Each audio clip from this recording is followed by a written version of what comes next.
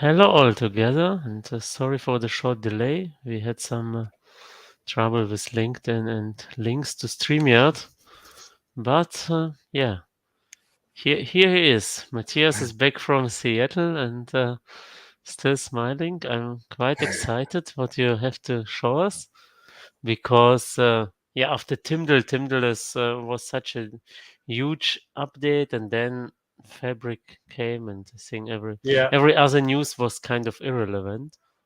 yeah, But very true. Yeah. Even though there was one particular update which got completely buried, and I was actually super excited, which is you can now do a tenant-wide logging into Log Analytics from yeah, any Power BI workspace. this is something what Chris Webb also wrote about, and Yeah, I'm yeah, I'm also quite. I read this today, actually, and also trying to build this because it seems so much better than this yeah, yeah. capacity utilization report. Right. I mean, without Fabric, that would have been a big deal, right? Yeah. But with Fabric, no one even noticed, or at least only a few people. So yeah, it was definitely a big deal a couple of weeks ago, right? And was really exciting observing, public reaction, because obviously some people knew all along what was going to happen, but then many other people didn't. So Yeah. in some of the sessions, they also said how, Amir and Arun and others, how relieved they were that they could finally talk about it. Yeah, Uh, I couldn't sleep this night actually, and it was of course also because of the time delay, but yeah, not only because of this, and I still have so much blogs and stuff in my backlog to read because yeah, it was so much right from the start. So very cool. I'm very excited. Of course, I have the trial, and I think in case of Power BI tools and Git and everything, now there's so much more people using a capacity, and this is the first time some people know about all these features like DevOps integration. Like there are some for some weeks there's also like a Git connection in the dataset settings. I haven't noticed this one before too. So lots of stuff. yeah. Yeah. Very true. So you don't even know where Yeah. to start, right? Because it's just so much. But Yeah. if we're sort of just thinking sort of with the PBI tools perspective, um, it's definitely, Fabric Git integration, and then it's already been announced, even though it's not available yet, Power BI developer mode. It's been mentioned in some places, so that's coming this month, which is another really big deal. Didn't quite happen in time for build. If you haven't noticed that, I thought about, well, what can we do today, right? So I I gathered a few pointers and a few references to share. Mhm. Can I? And Oh. here, that's the one. So this one I would highly recommend. It was a build session which was pre-recorded, so it wasn't delivered live. Christian and Zoe, if you don't know them, they're on the Power BI product team, basically in charge of developer tooling and pro developer scenarios. So exactly the kind of people who would be interested in PBI tools. And so they've got this session, 45 minutes or so, showing off some stuff that's coming and some stuff that's already been released. So really highly recommended.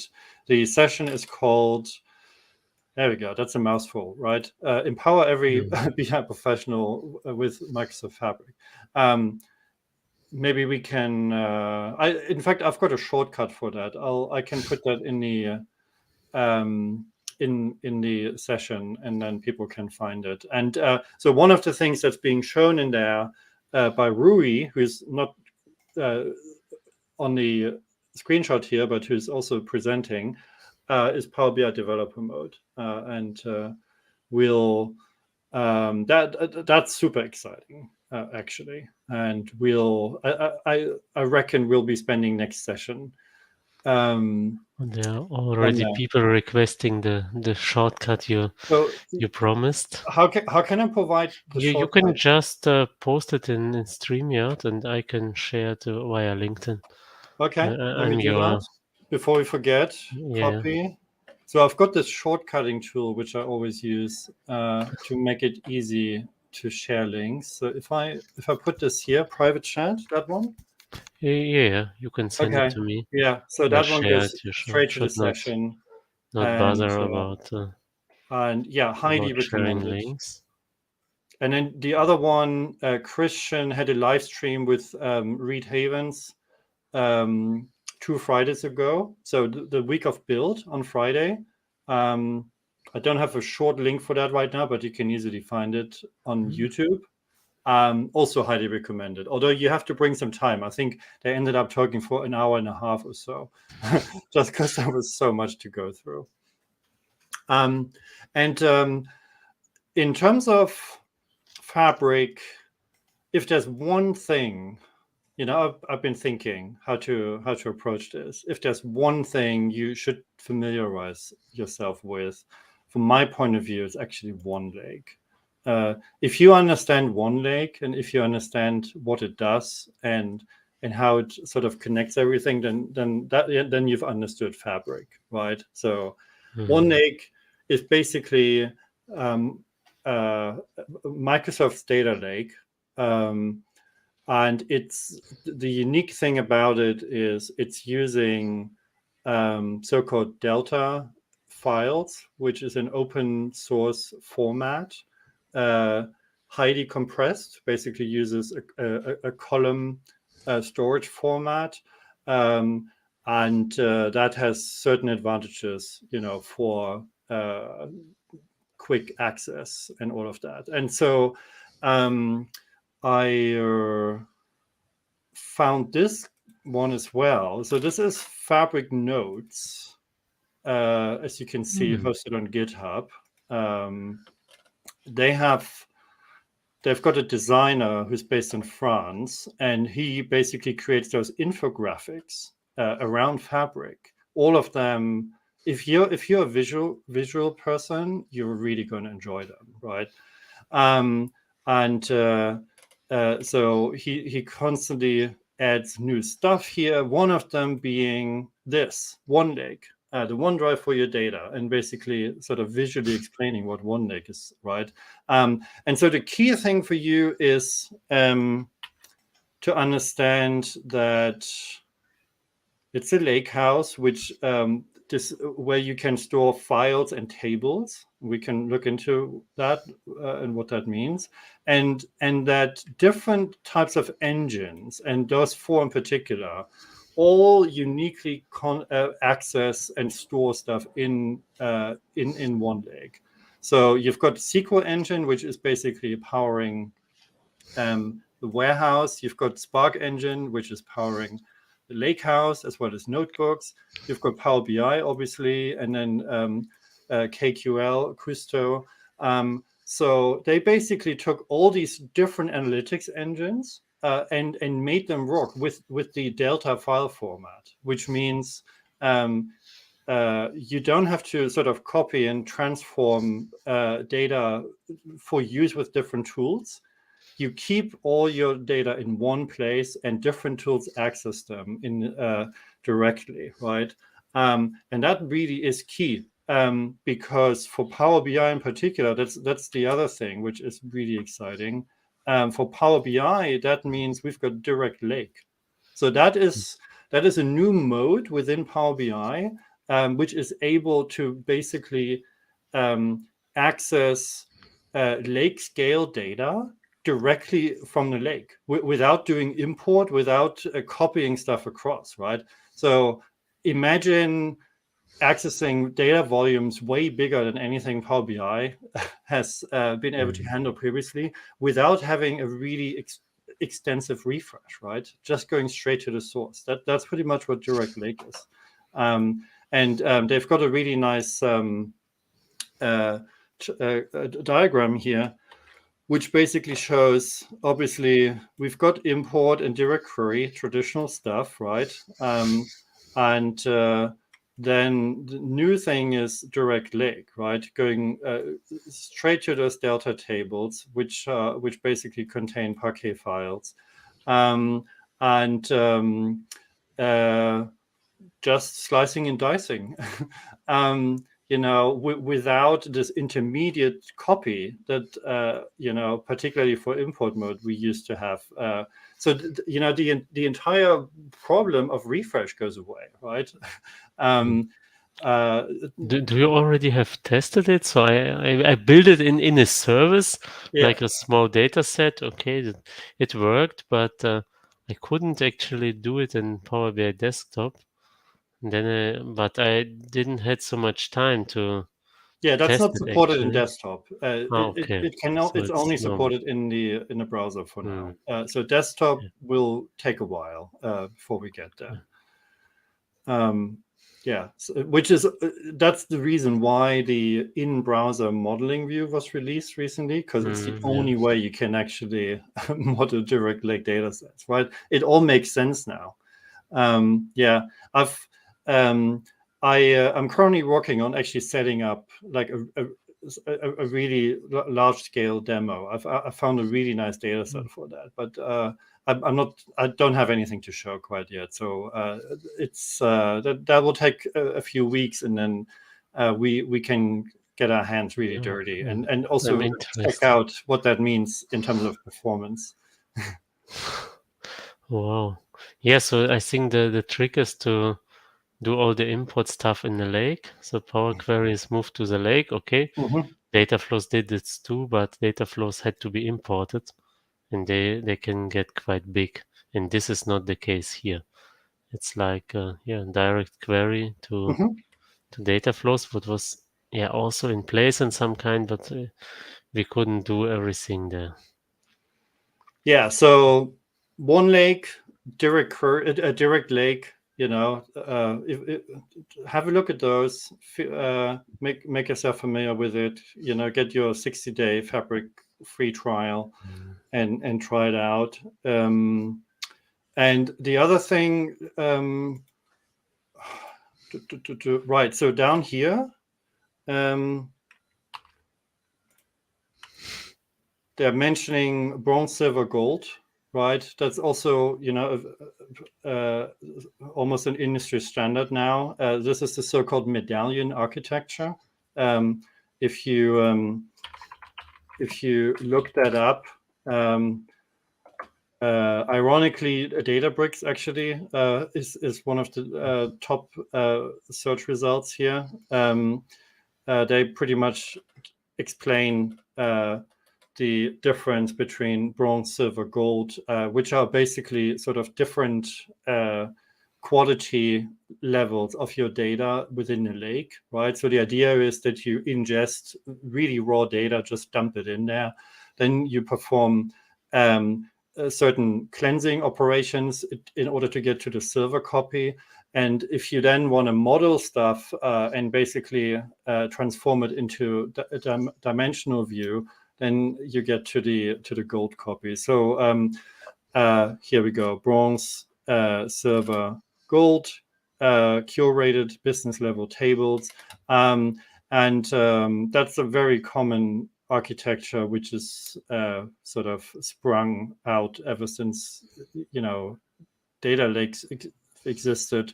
And it's definitely something which is very applicable here, particularly if you want to use Power Query direct lake, because obviously that needs to go into your gold layer, right? So you need to make sure that your lake actually has sort of Power Query ready data, and you definitely wouldn't point Power Query. Sorry, did I say Power Query? Power BI. You definitely wouldn't want to point Power BI to raw data, right? You definitely need to perform some transformations in your lake as opposed to in your data set. So that's the whole difference, really. And so Yes, some people say it's nothing new because the Snowflake no, and Databricks and all these have done this before, of but course, yeah. how many people did actually use it? It's only for some data geeks, and Fabric is just visible for everyone who uses Power Um, BI. Yeah, so there was I've got a few pictures here. So this one actually I took off the stage when Amir was Okay. presenting, right? And I think it's a very neat. I haven't found the original PowerPoint, unfortunately. Otherwise, I'd show that. But it shows very nicely how um, you basically have the compute layer here, with the 4 different types of engines I mentioned earlier, on top of which we then have different types of fabric artifacts, right? So basically, types of products. And no matter, what type of compute you're talking about here, ultimately it's all sitting in your one lake, right? And it's quite literally a one lake in the sense that for each tenant there is just one logical one lake, and then each workspace basically divides your data, right? So if you're looking at the one lake URL, the first level is workspace, and then the second level is your specific artifact, for instance, your warehouse or so. And I think that is quite unique, right? So in the sense that if you're sort of happy and familiar with SQL, you stay with SQL and use data warehouse, right? If you're more a Spark guy, you use Lakehouse. And if you're a Power BI guy, you still use Power BI, right? Without any of the underlying stuff changing. Cool. So yeah, that's just sort of a very quick overview. I'm sure we'll do a bunch more questions, particularly once more things have been released in public preview, and once we also get access to the XMLA definitions for direct lake data sets and all of that, right? So yeah, it will be a journey moving forward. And this is something I was about to ask. If there is any XMLA endpoints out right now, and what does it means for Power BI tools? Because there are so much more artifacts now. And do you plan to yeah to use So, all of them in your tools? And well, how? so Git integration right now is very limited, right? Mm, It's only Power BI reports and data sets. And for data sets, it mm, even excludes Direct Lake, if I'm not mistaken. I think they're not actually part of Git integration, although don't quote me on that. So there's still a long way to go for them to enable all the other types of artifacts to show up in Git integration, right? The next thing for PBI tools is to be on par with Power BI developer mode, because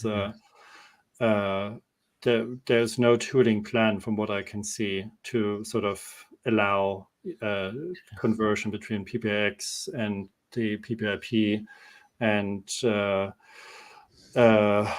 there are no deployment APIs, right? If you want to deploy something, you have to have a PBIX file, at least at this point. That may well change in the future. So there's even more need for tooling right now. But yeah. again, we'll have to wait for the next release of desktop to come out before Okay. that even becomes a problem for us. So the developer mode, the only resource to see it was the video you have Yes, exactly. introduced Right before here. now, unless you're an Yeah. MVP, the only Okay. resource you have is Yeah. this, Okay. which has a very So nice demo. because I really didn't notice this, for to be honest, because there was so much more news, and besides the big fabric news, I also called this monitoring thing that you can monitor all the logs much better now. Don't even test it yet, just read. But this one, the Power BI Dev, I missed it completely, to be honest. So yeah, I will definitely watch it after this session and recommend it for everyone. Indeed. Yeah. So early July, we'll have lots of new stuff to talk about. Okay, so as always, you have a lots of stuff that you can't talk about. Okay, um, but I think this month is it is okay because of we have so much news in the Microsoft world already.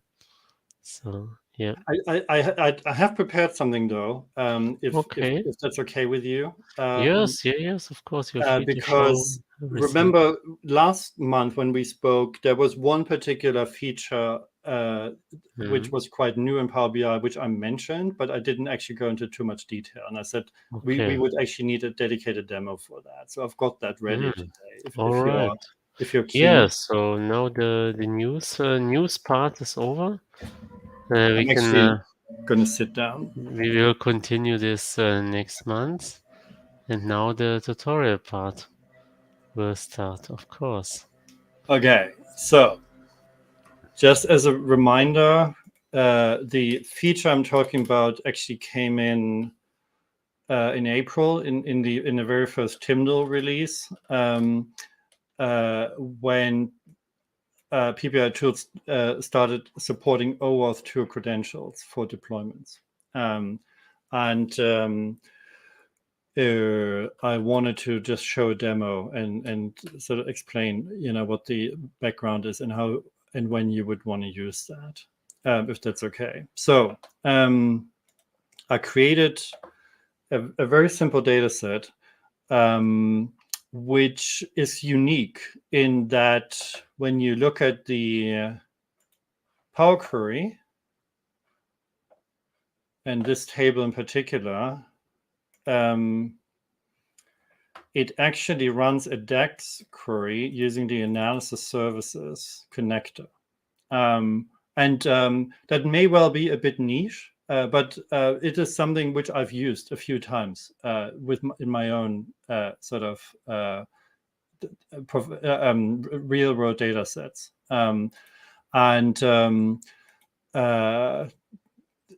So in this, it's basically useful, when you've got curated data sets out there, which have all your metrics and dimensions and whatnot, and basically, your definitive numbers come from that data set, right? And then you want to create a very particular niche report that has access to your curated data set, but it doesn't. You want to summarize some of the data in there, right? So you don't want to create a proxy data set where you basically just extend the other data set. You actually want to import from the other data set, for instance, and that's one of the use cases I've been using lots, so that you can merge something that comes from a Power BI data set with something that comes from Excel or from another data source, right? So at that point, you need to have it in your Power Query, and basically running a DAX query is the only way to get there. So the example here is sort of very trivial and quite made up, but that's not really the point. So I'm basically filtering my customers to give me only customers with a complete with a total sales amount over 1,000, right? And then I'm summarizing those customers to basically slice their sales amount by year, right? So that's what's happening. So we're getting a table here which has customer code and name, country, year, and sales amount. And again, that DAX is executed as part of import, right? As part of refresh. So if I close this, we see this is what I'm getting, right? So this is connected to another data set which has basically the proper definition of sales in it. That's it. Would this work for Power BI data sets too, or just for real analysis services? Because that is a it's Power BI data set. That is a real Power BI data set, right? So the data set I'm connected to is this one here, Contoso, right? Wow, which I've used many times before. Instead of composite models, you can just use it in import mode. Exactly. And again, because the use case is a different one, right? In a composite model, you've got the same setup, the same granularities and all of that, right? You're just able to extend it, with additional columns or tables or measures, right? That's great, but it's not always what you want. And sometimes, that is not even feasible for performance reasons, right? And so the example here is you actually want to use the good data from your curated data set, but you want to aggregate it as part of loading, right? And so in order to do that, what I've shown here, that's what you can do, right? So you basically use the analysis services connector and in conjunction with you can't see that here. So PBI server, that's basically the XMLA endpoint, right? So here we go. That's that. So that's all fine and good. But the problem is the only way you can authenticate this is using OAuth. And so prior to the April release of PBI tools, you could not automate that, right? You had to, you could basically automate the model definition deployment, but then you had to go into the workspace, you had to take over ownership, and you had to explicitly set your own credentials, which obviously has two problems. One is it's a manual step. The second is it's tied to you personally, right? If you're moving to a different team or so, right? Chances are that or if you leave the company, chances are that that refresh will no longer work. And so what PBI Tools supports now is a fully automated way to set those OAuth credentials as part of deployment, completely disconnected and independent from any human. So that's what I wanted to show. Basically, I've got my model here. So this one, if we're looking at customers, we can see that Power Query, which we were just looking at, is here, right? Analysis services database. Then I've got my DAX expression here, doing a few transformations to get the column names and column types. Then here, this is just a measures table where I've got a simple sales total, right? So that's it. Obviously, this reference, this analysis service reference, will require credentials, right? So looking here, we've got the credentials part in our deployment manifest. This is the one which was already supported previously, right? Basically, web credentials, anonymous, that came in previously. This is the new one, OAuth 2, type OAuth 2. And there are two ways to achieve that. So this is the more complicated one here. And I'm going to show the simpler one in a bit. So first of all, we need to, in options, we need to ensure that this guy is true. So basically, we've got a data set option called set credentials that needs to be true. Otherwise, all of these will be ignored. Secondly, we need to make sure that the match expression actually matches what we have in place. And so that would be data source type, and in this case, server and database. I'm going to show you in a second how you find out what they're called. And then because it's OAuth 2, what I need here is tenant, client ID, and client secret. So this is basically using a service principal because an interactive login is not possible here, right? That would no longer be automatic. So if we look at the workspace, just let's go here. Right, so that's my workspace. Let me just refresh just to make sure. There we go, right? So let me delete that actually. So this is the one I want to deploy now. So I just have one report here, and then I've got 3 different versions of my Contoso data set, which is the underlying one, the one I'm actually, the one I'm accessing, right?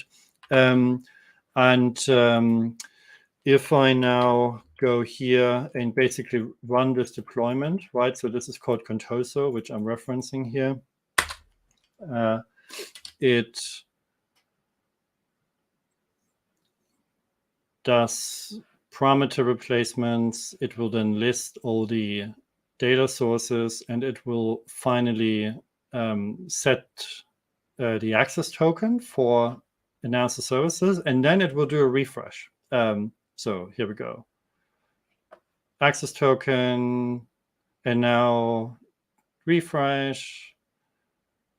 We can see, there we go, already done, right? So this is my customers table. We've read 4,000 rows from that table, which is basically executing the DAX expression, right? If I now go into my workspace, refresh, I've got this here. If I create a report, I can do sales by country, for instance. Here we go, right? So that works, but it's not composite, it's not direct query, it's import, but with another Power BI data set and a specific DAX expression as one of my data sources. And again, right, it's a bit niche. Not everyone will need that. Some people probably never need it, but if you do need it, and I've had various examples in the past where I did, then at least you've got a way to fully automate that now. Yeah, I had use cases for this, and then I had to use data flows with all these drawbacks that you don't have row level security and all this. Do you know if row level security would pass through this trick? No, because row level security only applies when someone interacts with a report, right? Okay, And obviously here we're doing import, so no, okay. you don't have the user that would So it's provide the quite context for security, right? It's quite data flow like. Yeah, so you'd have to create your own roles and row level security in this data set rather than the original one. So let me just show you one. And also, by the way, just to clarify that, so if we're looking at this workspace and access, so I've got a dedicated service principal here, which is called PBI Data Reader, right? And if we hover over, we can see the app ID is BB27, right? So, if we go down here, this is actually that one, right? So I'm basically using a separate service principal, and the key is for that one, it needs at least contributor access. If you only make it a viewer, it won't be able to actually run this DAX query. You could also give it build permissions. That would also work. But yeah, just want to make sure everyone understands. However, there is one way we can make this even simpler, because if you think about it, this deployment already uses a service principal, right? And as part of the deployment, obviously, that service principal will get an access. We will get an access token on for that service principal in order to do the deployment. So what you can do, if the principle you're using for the deployment happens to have access to the other data set, you can chuck all of this out. Look at this. And you can say, use deployment token, true. And that way, you're basically saying, in order to run this DAX query, just use the same token that you've already generated for the deployment. In that case, it's even easier. We have no additional credentials to worry about, and that's it. So let me just prove that that's working. In fact, I'm going to do a double proof. I'm going to delete it, so you really believe me. There we go. So that's gone. Right. So so that's deploy, which means it's going to create a whole new data set. It's going to set credentials, and it's going to do refresh as before. And the refresh basically reads the date table from CSV file, and it reads the DAX curve results from our other data set. There we go. Set credentials, refreshing partition, and all done, right? And if I go in here and refresh, there we go, and do the same thing again, create report, sales, bam, I've got my 28 million, and I can slice it by country. Yeah, there we go, right? So that's worked very nicely. So that's pretty much what I wanted to show. If you want to have a reference, go to the PBI Tools release notes for the RC3. I added those extra blocks recently because someone actually asked about documentation on one of the issues, so I've made it available for everyone here. So this is the use deployment token example, and this is the explicit example where you're specifying details for a different service principle. And that doesn't just work for analysis services. It basically works for any. It would also work for Azure SQL, for instance, right? Basically any Microsoft resource that allows service principal access. Right. Yeah. There we go. Yeah. I don't know if we had any questions or anything on the. No, I think all the people are just amazed by what you have shown now. I think it's even more useful actually for like Azure Blob Storage and all this other stuff that you can use with the same user you actually develop. Yeah, it's worth try it out. There we go. Cool. Yeah. So it's all documented here, and I'll aim to also publish the example and put it into a GitHub repo. For now, it just exists here.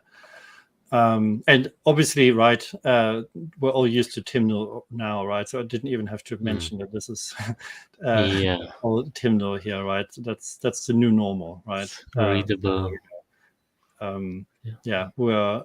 We're hoping to actually get the VS Code extension out later this month, but just have to jump through a few more internal hoops on that one.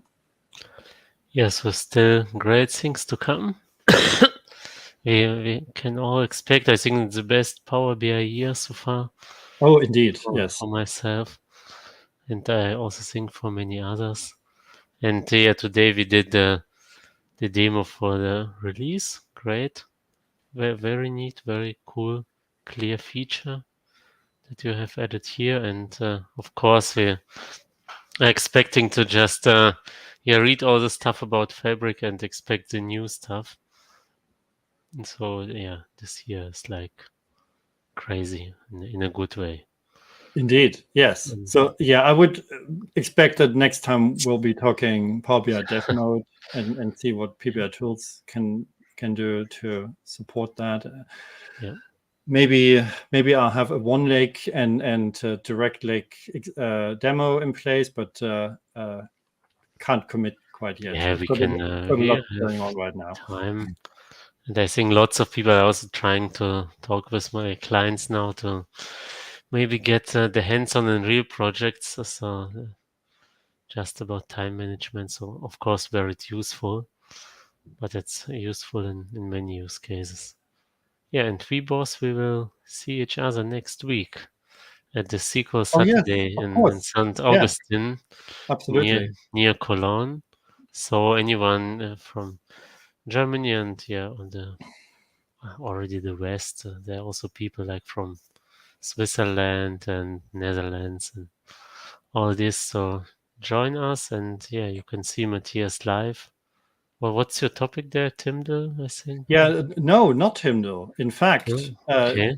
I'm doing I'm doing a dedicated session on PBI tools deployments. So Oh, what okay. I've shown just now, uh, you're going to get the full story, right, end to end. Okay. What is possible with PBI Mm, tools for deployments? Why do you need it? What problems does it solve? How do you get started? Where do you find good examples? So yeah, if that's, if you're into CI/CD and into very flexible CI/CD, going mm. beyond Power BI deployment pipelines, you should come. And Yeah, and as we know, deployment is a supported feature, so yes, it's exactly. So everything I've shown, it's fully supported now, right? Because I'm only using public APIs for this. nice. So And Andrea will be there too. Timber. Oh, Yeah. much greetings to Andrea. Yeah, nice. So any other advertising you want to do? Do you have any other events I do not know about? Um, right. So let me, if you don't mind. Yeah, yeah, of Uh, course you can. so It's also interesting. not until September, Oh, okay, next step. Yeah, right? it's So Power BI next step. Um, Rui and I jointly mm, will do a full training day as part of Next Step on Power BI source control and CI/CD, with covering everything that's fully available by September. So mm, obviously, I mean, we happen to know what's coming. mm, I already mentioned dev mode. You've seen Fabric Git integration. So yeah, we're doing a full day talking about tools, but also practices, right? Getting your head around source control in Git and how to get started. So really looking forward to that. Particularly having Rui there, who's been pushing, all of those very crucial projects, including Tyndall inside Microsoft. mm. There are still tickets, right? Come, spend a couple of days in Copenhagen and learn some good stuff. Yeah, for me it's just because of private reasons. It's I will marry exactly this weekend, so yeah, I'm out for this year. Next step, but definitely worth for anyone who's not going to get married on this weekend. Just join. You could get married in Copenhagen. It's too much planned already. Uh, but yeah, absolute recommendable. So lots of things have happened. So yeah, anyone who can join, just do it. Absolutely. Okay, and Okay. yeah, to wrap it up, there. Thanks a lot, Matthias. Thank you. Great tutorial, great outlook, and some impressions from the build. Even something I have missed because of the lots of stuff there. And yeah, see you next time. Looking forward to it. Okay. Bye, everyone.